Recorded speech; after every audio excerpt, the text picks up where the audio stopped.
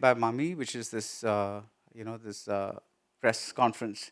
And I'm happy to be here because this is my first press conference, and this is Applause Entertainment presents a Mithya Talkish production. Everybody loves Sohrab Handa. And there's Rajat Kapoor, the director at the center. And then we have the cast with him. So, Rajat, congratulations on 20 years. This is, quite an achievement for somebody who operates in a niche space, and you're still churning them out. What is the thing that keeps, what is the way to sustain yourself like this? Saying, I want to make this particular kind of film, and I want to keep making this kind of film. We need the mic? Um, Okay, yeah. okay. Uh, I, I, I don't know how to answer this because there is no method to it. It's just that something drives you bad enough for you to go out and uh, look for money every time, which is the hardest part of it, really. Uh, but it drives you enough to do it, to go through that whole rigmarole of looking for money, looking for a release, looking for an audience. Uh, Rest of it, the actual making of the film is a joy. But yeah, what you have to sustain is the other part. Right. What has changed in these 20 years? Because of late we've been hearing about crowdfunding and things like that. So how has your making changed? This, what you just said, which is to run after money. How has that changed? Uh, it goes through cycles, I think. Every 4 years it changes. Uh, so when I did my first film, actually, Private Detective, in 95, there were no multiplexes. So even if you made a film like Private Detective, there was no way it could be released. Right. By early 2000, it changed because multiplexes came in. So films like Hosla Ka Ghosla or Raghu Romeo or Mixed Doubles, it became possible to have a release for these films. And there was an audience, we found, suddenly. So that was a huge change. And we thought, okay, life is going to be different now, but no. Uh, Very soon, the mainstream Bollywood cinema took over that multiplex space, and we were shunted out. So you would get no shows, basically. Uh, then the OTT platforms came and we said, okay, now life will change. And it looked like that for the first 2 years. But no, again, it's gone back to the same thing. So it keeps changing. It's really cyclical. So do you think of yourself like a lone little warrior? No, no, I'm not alone at all because there are many, many people Ah, doing. you're that. Not alone. Not only in this sense, but there are many filmmakers who are doing what really drives them. I mean, I've seen recently a film called Pedro, which I'm sure Natish you. Hegde's film. Nitish Hegde, phenomenal film. Or a Tamil film called Pebbles, which I saw Yeah, last yeah, year. Wow. yeah. Somebody is doing that kind of film, really a visual storytelling without any training in cinema. And what a film. Or Village Rock Stars or Chaitanya Tamhane's films. So there are many, many people, Gurvinder Singh, they're all driven by their own passion, their own desire to leave something behind, I think. Right, right. So before I come back to you, a question to all of the cast, which is this, one of the things that Rajat manages in all his films is to bring out something very extraordinary from his cast. So what is it that he whispers into your ears? What does he do? Get very talented actors. I know one thing. When we come on the shoot, we know what scene we are going to be doing. And then I ask Rajat, or anybody, any actor asks Rajat, so what are we doing in the scene? How are we doing? He's like, I don't know. I don't you tell me, figure it out. So this is the magic, I think. Right. So he lets you do what? He watches all the actors l- unfold the scene, how we want to do it, and then as a director, he's watching us, and then he decides, okay, this is you can just remove this much from here, and why don't you move a little bit more? You were static, and you stay out of frame, yeah. So little bit guidance, and yeah, we have fun. I think what Sadia is trying to say, it's more like how a sculptor works, Right. which is like he said, you take a talented actor, and then I think that's one way he gets the best out of everyone. And I don't mean this only for actors. It's kind of odd to praise him in front of him, but still, I think that's how he collaborates with everyone Right. on the film. Even his core team, his DOP, his editors, his production designer, sorry.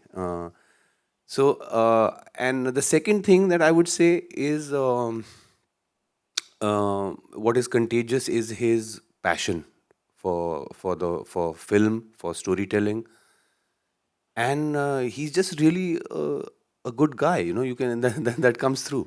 I think that comes through in his films as well. Sharad, as a director, yourself,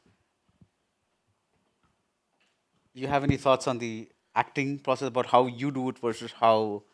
Uh, W- I try and do what he does exactly. Action. Yeah, honestly telling you. But as an actor, I was very nervous. But he puts in a lot of trust in all of us, and that gives us a lot of confidence. Right. Another thing which I remember is that he telling me to focus on breathing as an actor, which I don't know that actors have to do that. So yeah, so that I followed sometimes. I used to forget. I used to forget that, oh, I have to focus on breathing. Then it'll come back to me, and then that's it. Yeah. This sounds to me like, when there was an entire earlier generation of singers that did exactly what the composer asked them to do. And then Rahman comes on the scene and he starts building his music with blocks. So that is, he tells the singer, why don't you do this? Or why don't you do that? And why don't you do this? Of course, he has a basic framework in mind, but then he kind of incorporates the singer's improvisations or their thoughts around his basic framework into his, and then finally he sculpts, to use your word, sculpts the composition. Would that be something similar? Palomi is nodding. So yeah, yeah, yeah. Yeah, I think it comes from a place of immense trust that we all feel with Rajat. I mean, for me, this the first thing you go on set, he gives everybody a big hug, and that really sets the tone, for me, especially as an actor. There's such immense, palpable love on set, and it literally permeates into everything, like every department. And it really spoils you as an actor. It's my personal experience because then you go on to other places and you're like, why is this feeling different? I mean, why can't this be like Rajat said, So it's immense trust that he puts as an actor, and then obviously you want to give everything you have in return. Right. Neil, you have anything to say? Add to that? Yes, very quickly. I think the one and only. You can take your time. You can take your time. You don't have to be very Oh, quick thanks about very it. much. Yes, I'm yeah. just so used to crunching stuff. The one and only artist, Rajat Kapoor. I feel maybe he doesn't know himself how much of a genius he is. When in terms of as a captain to bring people together and encourage us, what I do want to say about this film is most of it was night shoots. We were called in by about tea time, 3:30, 4 o'clock. We'd sit, there's a gazebo, which you do see in the film. We'd all sit around over there, have our tea, coffee, read the scenes, have a fun read, have a straightforward read. Then we'd go and get ready. That reading set us all up. And then it's just like playing volleyball or football because the players and each HOD of the departments are just passing the ball and making sure you score as many goals as you can. Um,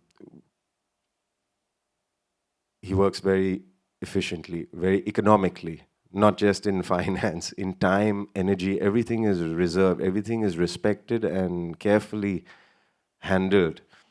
And that's why you give your best. Right. So Rajat, see, I remember, this is a genre film, Sohrab Handa. So, at least the basis is that. Uh, I remember watching Mithya many, many years ago, and that was, if you want to look at it, a kind of a Dawn kind of film, right? Like the Amitabh Bachchan Dawn kind of film, like, look-alike and all that kind of stuff. How do you take genre material and leave this authorial, fingerprints on it? I mean, what is the key to doing that? Because that's the broadest possible material, right? And this is so specific what you do every time. I like generic cinema. It's a gangster film or a whodunit, or I mean, I would like to do a musical one day. But I have not done that. But then you have to find a strong reason to make that film. Okay, I've been wanting to make a gangster film for many years. Like I've been wanting to make a horror film for many, many years. It really excites me, but I don't know what is that story. Right. We sat and tried a few drafts. It doesn't work. But one day we'll find a story that I want to tell in the horror space. So you wait for that story. No, but how do you then take that story and do No, this? once you have something to say, then it's a matter of craft. Like okay, so this whodunit started with idea of this guy who's really obnoxious, Right. and everybody had a reason to kill him or would have a reason to kill him, uh, and from there, when I found the I don't want to Yeah, reveal. yeah, yeah. When I found what really excited me about this, so I knew the beginning and the end, Right. kind of. And then it's a matter of filling that space with people with characters who are fun, with the stories you want to tell through those characters, and so on. So that's a matter of craft in some way. Right. So let me get a little more specific with that, because let's not talk about this film, because you want people to watch it and get as much pleasure as possible from it. Uh, I heard that you got the idea for RK/RK when you were shaving one morning and you wondered what would it be like if your face disappeared. Am I right about that? Right. So, and then there's Aankhon Dekhi, this fantastic film where there is this character who just says, after witnessing something, he just says, henceforth, I'm going to only, believe what I see with my eyes or what I experience. That's what his philosophy becomes. So there's always some kind of existential / philosophical flavor, I guess is the word for a texture that runs beneath the, especially Mithya, right? That's what I was talking about, taking genre material and putting So, in. like these two films that you pointed out, Aankhon Dekhi and RK, both, the ideas were with me 8-10 years before I actually wrote them. So I had this Aankhon Dekhi idea in 2003 about a guy who says, I'll only believe what I experience. I didn't know what to do with that idea. Till 8 years later, I thought, okay, joint family. Boom. Then everything was simple after that. Because the joint family gave it the emotional spine, it gave it the story that it needed. Right. Otherwise, an idea is boring. Otherwise, an idea is pedantic, I don't want to make films about ideas. Ideas are the life source for it. But the film can't be about that idea. Then you're saying something, teaching something, and that's terrible. Yeah. So you look for a story that will disguise the idea in a way, or serve the idea well. RK, the earlier draft actually was that his reflection disappears, and then the reflection comes into the real world and takes over his life. So that was the first draft. Again, many years before I actually made the film. In the later drafts, it became that is an actor who disappears. So yeah, the ideas transform slowly into something that is worth telling. Right. So, Danish and Chandrachur, can you tell me what was it like when, does he give narrations or does he give you the script? He gives definitely the script, and he changes and then he gives it again. Then he changes it a little and gives it again. Okay. So you get like multiple drafts. I mean, also because this is what fourth, so like fourth film. So you become a part of it. in some sense while it's happening. Right. So you get to express yourself while the film's being written. Right.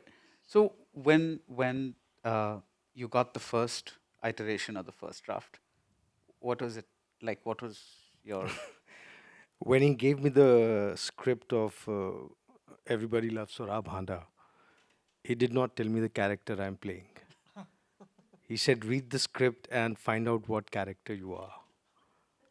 But he knew, or He did knew, he knew, he Okay. knew, but he did not mention to me what character I'm playing. He said, read the script and figure out what character you're going to play. So I read the script, and I, of course, didn't pick on my character. I thought I'll be either Neil's character or Ranveer's character, either of the two. And But you know, that's the thing. He could very well have been Madhavan. Or he was supposed to be Chandra. She was supposed to be Isha. They could have Right. very well done that, and they would have done it differently, and it would have been another film, you know. Yeah. so I called him 2 days later, and I said, no, not called him. He doesn't have a phone. I met him. And I said, so he said, which character do you think you're playing? And I said, I think it's either Madhavan or it's Neil's. Neil, what was your character? Raman, yes.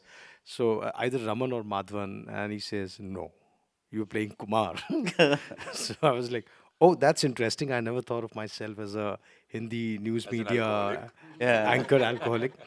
But his great strength is a sorcerer knows what magical realm he's going to create.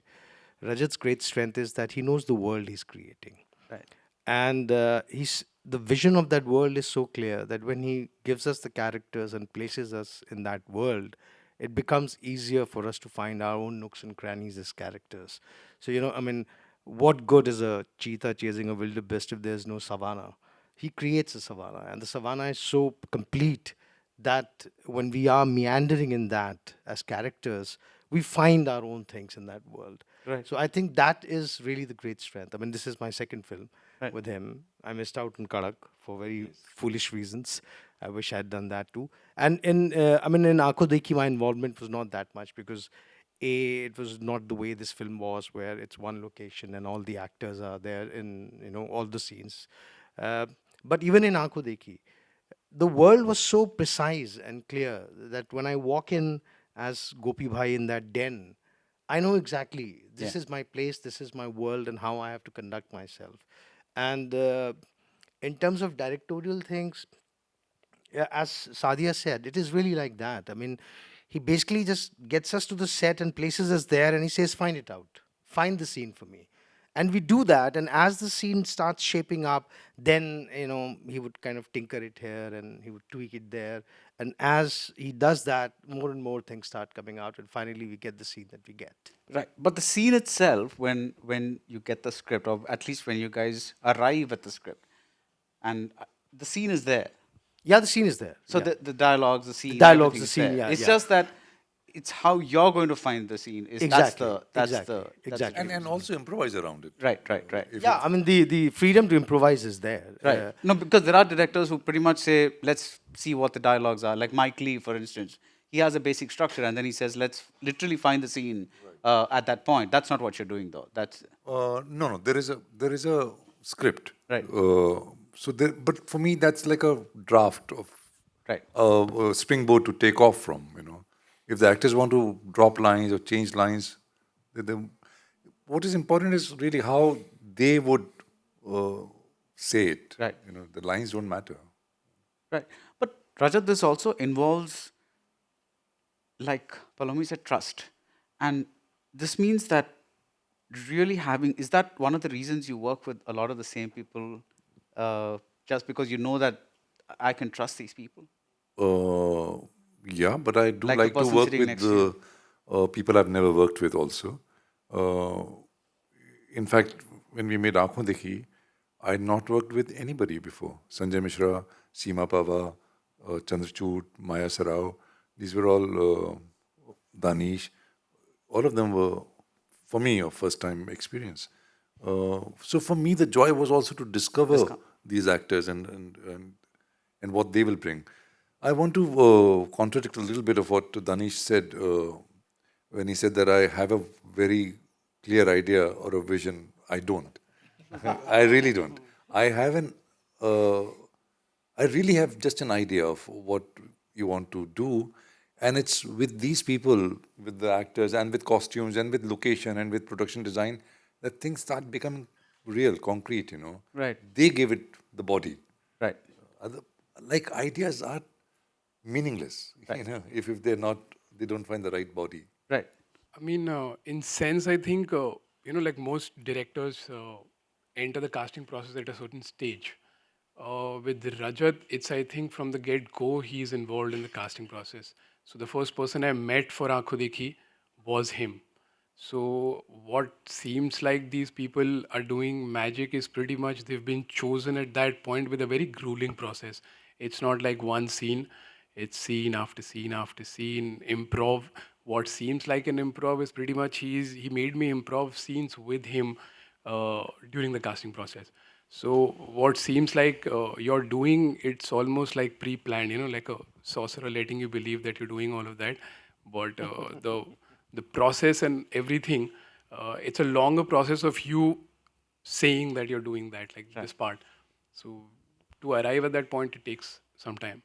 I would also like to add that one thing which I learn a lot from Rajat is that he watches all the auditions and he's part of the tests himself. It's not like someone else has conducted the test and he's just watching it on the monitor. So that is something which helps him and helps us, me also as a filmmaker, that you get to know the actor more than just the script part that you are looking for, and also not just the casting part, but all departments. He's fully hands-on, and in the Foley room, he's always there. You'll find him everywhere. I mean, as much as I know, in pretty every much part. everybody asked him to play Sohrab Handa. And he very politely said no to everybody and told them what they're going to do. But why, Rajat? I mean, you could have had a parallel career and probably a very successful one playing Mahesh Uncles, right? It's like the Dil Chahta Hai character. But I do have a parallel career. Yeah, but one doesn't find you that many films, and it's like one almost has to search for. Oh wow, he's there again. He has let go of some big films because he was directing. And Okay. This has been my identity, really, to be a filmmaker, to want to make films. Acting just happened to me by chance, Right. and I enjoy it very much, and it pays the bills. I'm very grateful for that. But this is who I really am. Right, right, right. Now, you come from, what is the word for it? Age, era, Kumar Shani, people like that, where there was genuinely a movement. Today, you have isolated filmmakers making their kinds of films. You named a few of them when we began. Why do you think this movement did not? Because the state funding stopped. That's all there is to it. Because that's what everybody says. Absolutely. That's all there is. Absolutely. Right. Because these a money call film cannot be made with market forces. Right. It has to be state funded. Right. State has to say this is art. We want to nurture art, and here's the money for that. Right. Tarkovsky wouldn't have made his films if they were not state funded. Right. Paramount Studios was not going to fund him. So, when you say that, the Bollywood films have taken over the shows today for these kinds of films, isn't there a way? Because there is also social media, which is a direct way to the audience. You don't have to, spend much on it. You can at least. I may be speaking like I may not know what I'm talking about because I don't know how publicity is done exactly.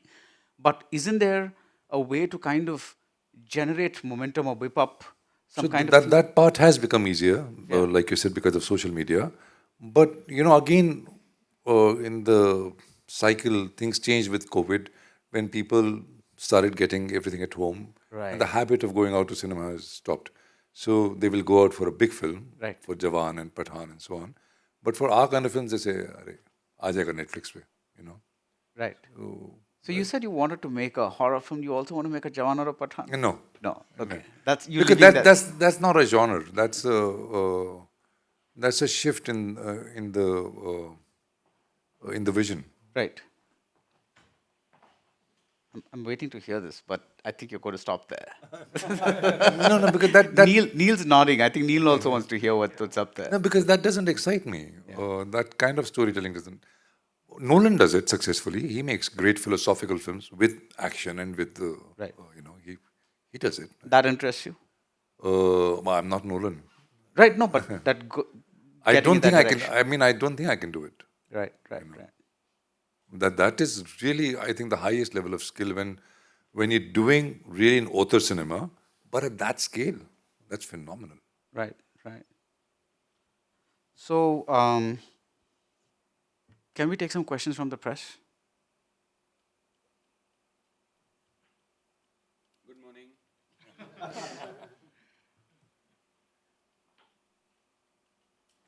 Yeah.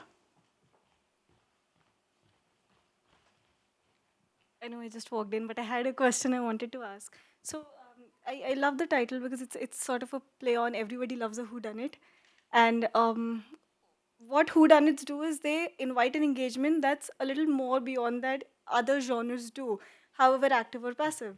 As a director, how do you create that layer of also knitting a tight mystery, but at the same time making it possible for the viewer to play along with the mystery? That is the very device. That's the very meat of a whodunit. That you have to take the audience with you and sometimes mislead them and so on. So that's a little game that the script plays with the audience. That's part of the genre. So if you're making a whodunit, you have to deal with that. Is it this guy? Is it this guy? Is it this guy? And so your audience keeps moving in those directions. Just was curious about your personal process of crafting one. Of Of crafting one. oh, Are you talking about the writing? Yeah, I think. I think characters play a huge part in that. The characters you create help a lot with, this engagement that you're talking about. At its core, it's a who done it, but the skeleton. But the muscle and the flesh and skin of it is the characters and their dynamics, their interplay. This is a very well coached cast. They're talking about the savannah, the wildebeest, and muscle and skeleton, and they've been really trained well by Rajat, I think so. But thank you, guys. This is really nice to hear a very articulate cast talking about the process. This is very rare, and thank you for that. But to add to your question, I think whodunit is a trope. It's really about the fault lines in human relationships and the deteriorating relationships. It's the interplay of what those characters and what is happening between them, which I think is the great highlight of the film. It's you see the human side of everybody. You see all aspects of them: greed, love, jealousy, intimacy, power. All of that is playing out, and I think whodunit is really not the most important thing. It's really when a group of people, it's like, what is that famous? A lot of flies, people trapped on the island. It's really that. It's Lord of Flies. These people trapped on the island, and then and they what become happens to them? monsters. And they become monstrous. Yeah. Ranveer had put out a tweet about the movie, and under that, somebody had the first thing that somebody had asked, "Is this Knives Out?"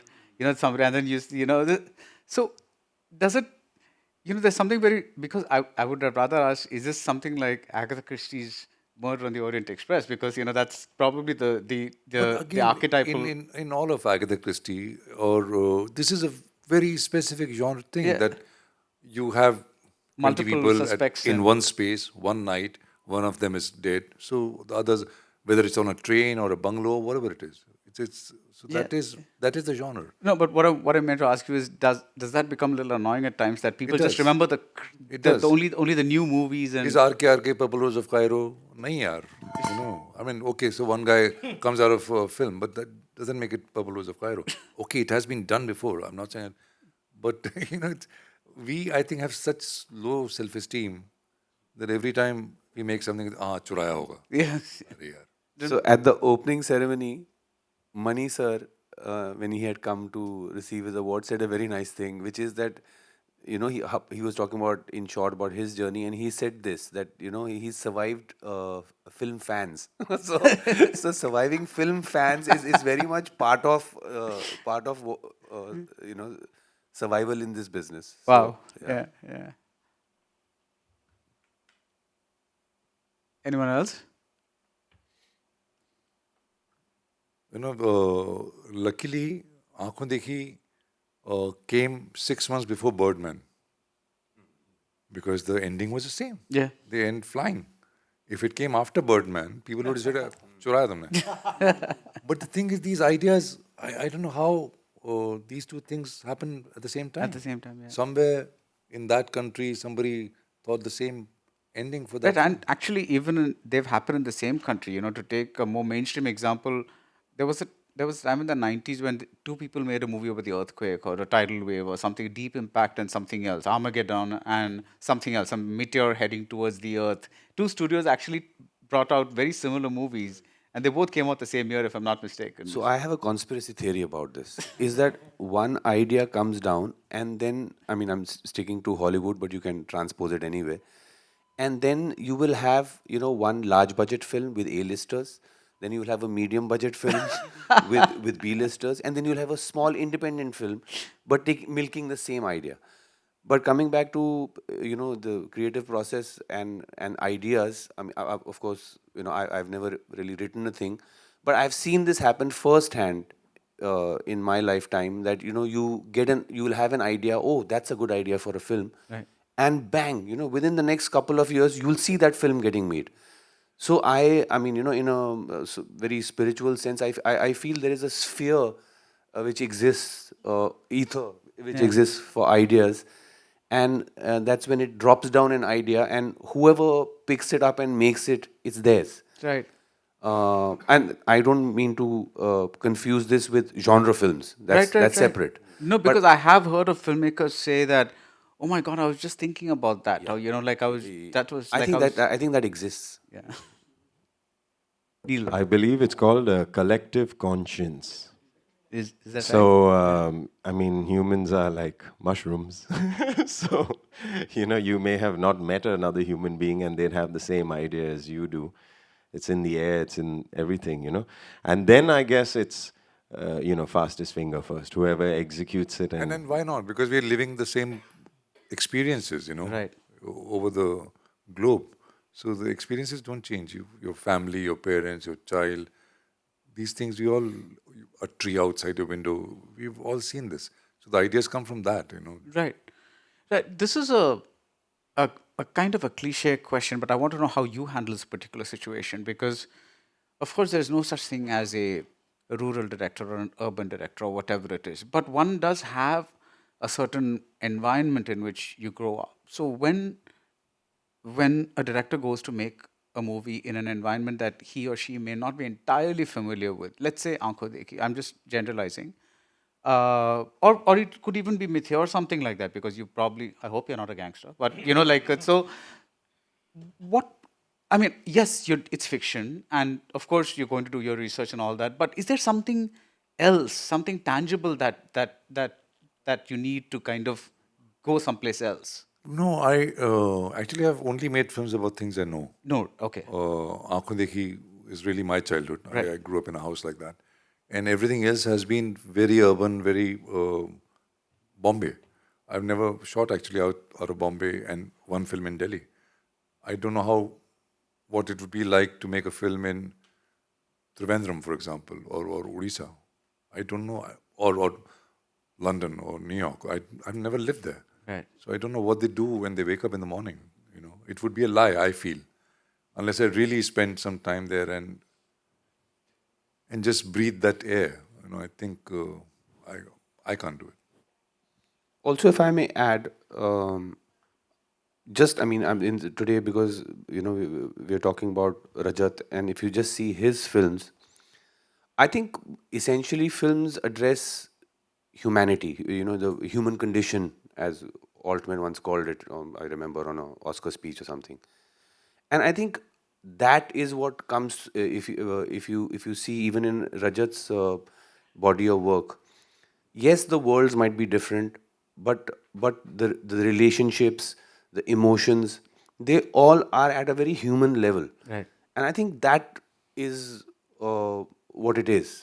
And I think that's what the essence of filmmaking is in that sense, is trying to convey, the humanity, the human, the conflicts of the human condition or the aspirations.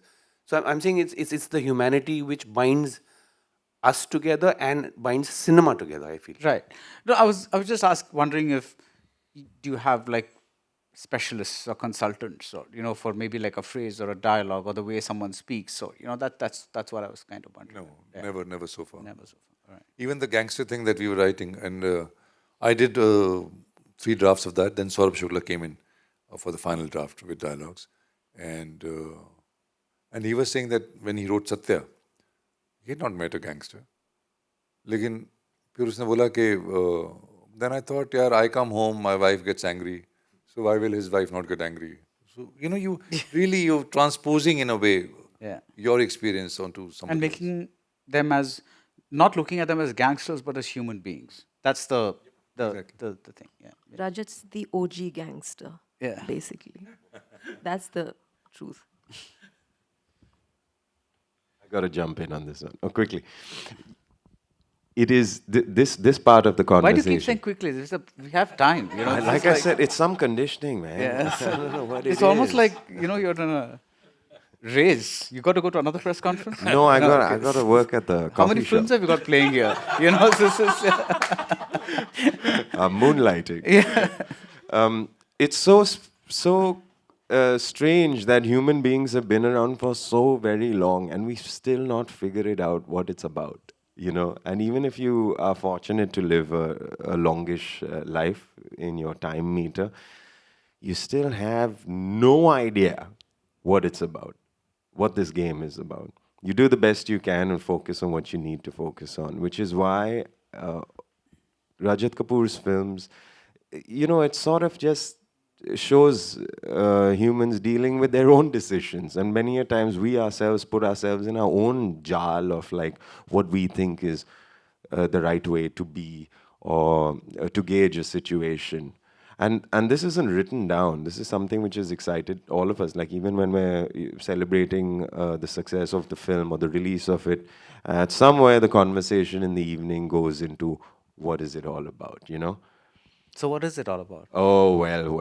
We'll chat about it 300 years later, my Oh, friend. okay. In the ether. In the ether, yeah. Okay. We'll be two rocks sitting together. Anyone else? All right. Thank you very much. It's been a pleasure. And Rajat, huge admirer of your work. So I'm glad that, when you go and see a film of somebody that you like, you've had this 100% track record, for me at least, and that's very rare for a filmmaker. I'm really happy. And on a personal note, we both started our careers like in the same year. It's 20 years now. So congratulations on 20 years. And to you. Thank you. So feel not old but wiser. I think that's what the way to describe it is. But thanks everyone, and thank you, Mami. Thank you.